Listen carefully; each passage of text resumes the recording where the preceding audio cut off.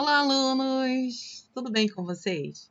Bem-vindos! Nós estamos aqui para fazer a nossa revisão para deixar você apto a realizar a avaliação do terceiro bimestre, tá bom? Uma coisa que é muito importante a gente falar aqui é que não se apoie somente na revisão, tá bom? Vocês precisam pesquisar, vocês têm em mãos o livro de vocês, o próprio Google, para qualquer eventual dúvida. Então, pesquisem, ok? Se aprofundem no assunto para que vocês façam essa avaliação aí sem qualquer sombra de dúvida. Tá? Aqui nós vamos falar sobre 4 tópicos importantes que eventualmente irá cair na prova. Não são respostas prontas, ok? Nós só vamos pincelar muito rápido em cada assunto e aí você em casa vai pesquisar no teu livro, você vai entender melhor e aí você vai lá e realiza a sua avaliação. Tá bom? Vamos começar então falando sobre o Novo Império. O Novo Império, nós entendemos que veio depois do período do Egito Antigo, não é verdade? E o Egito Antigo, a principal característica do Egito Antigo qual era? A construção de pirâmides. O Egito Antigo foi marcado, tinha essa como maior característica, a construção de pirâmides. Já no Novo Império, eles deixaram de construir pirâmides, já não havia mais a construção de pirâmides. E eles passaram a construir templos com muitas colunas, parece até que eles descobriram as colunas, e de fato foi, né? Então existe uma abundância de templos, tá? E a criação do obelisco, lembra que a gente falou sobre isso? Lembra que a gente falou sobre isso, sobre o obelisco? Olha ele aqui. Né? Que era uma coluna, era um monumento na realidade, era uma coluna com a ponta bem pontiaguda, pintada de dourado, de ouro, para que o sol refletisse a terra. A gente sabe que o Egito ele era politeísta, mas existia um Deus que aparentemente estava sobre todos, que era o Deus Sol. Então, numa questão de ritual, de religiosidade, eles fizeram o obelisco a fim de que o sol, o deus deles, refletissem nessa ponta dourada aqui sobre a terra. Então, essa também podemos dizer que é a grande característica do Novo Império, tá? Os templos com as colunas e a criação de obeliscos. Mas, de qualquer forma, vocês estudem também sobre esse período do Novo Império. Aqui estamos falando sobre a arte grega, né, gente? Sobre o período clássico. Lembra que a gente falou sobre isso?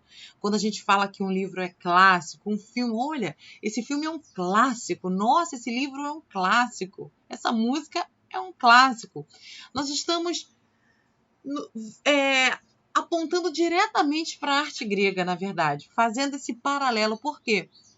Porque a arte grega, o que era o clássico para a arte grega? Era a busca da perfeição.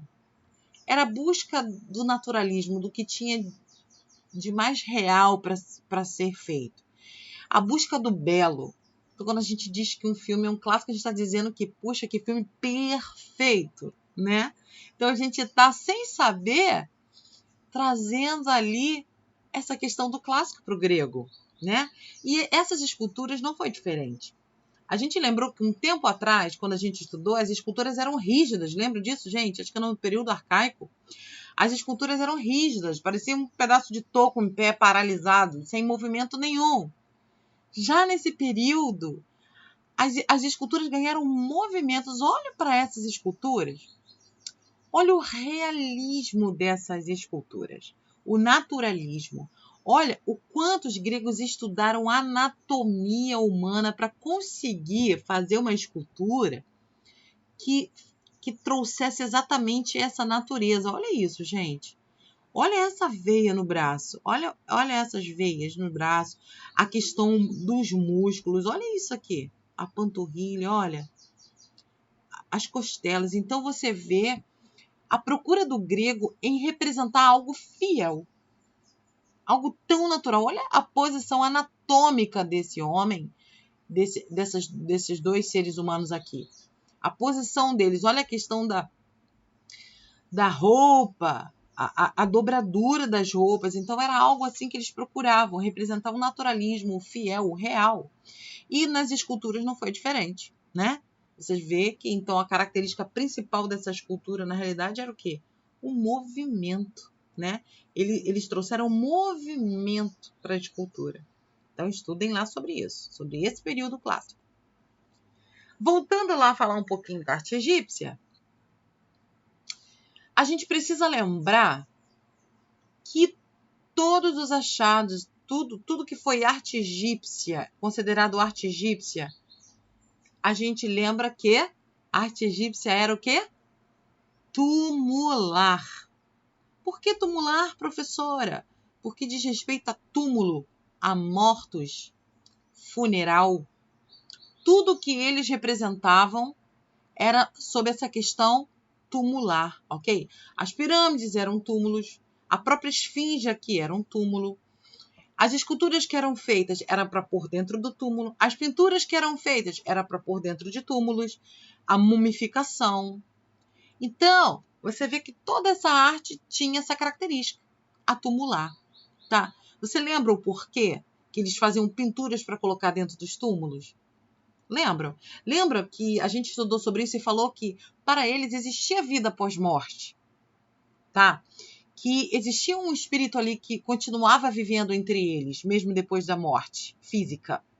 Ou seja, quando eles faziam essas esculturas parecidas com aqueles que morreram, as pinturas eles faziam parecidos com aqueles que morreram, com seus costumes, com o que eles gostavam, né, com a família, ou com objetos específicos da pessoa que morreu.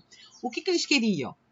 Eles queriam, na verdade, que o espírito olhasse aquilo ali e se familiarizasse, para que o espírito lembrasse de quem ele era quando tinha vida. Então existia essa coisa bem ritualística aí, né? Essa crença por detrás da arte egípcia, né? Então, nós podemos definir a arte egípcia como arte tumular, tá? Estudem também sobre a arte egípcia. E, por último, aqui estamos falando sobre a tragédia. Nós vimos lá na unidade 4, né? A gente estudou sobre isso, sobre o teatro, a origem do teatro, e falamos que existem 2 gêneros clássicos, que são a comédia e a tragédia. O que faziam, então, os protagonistas da tragédia?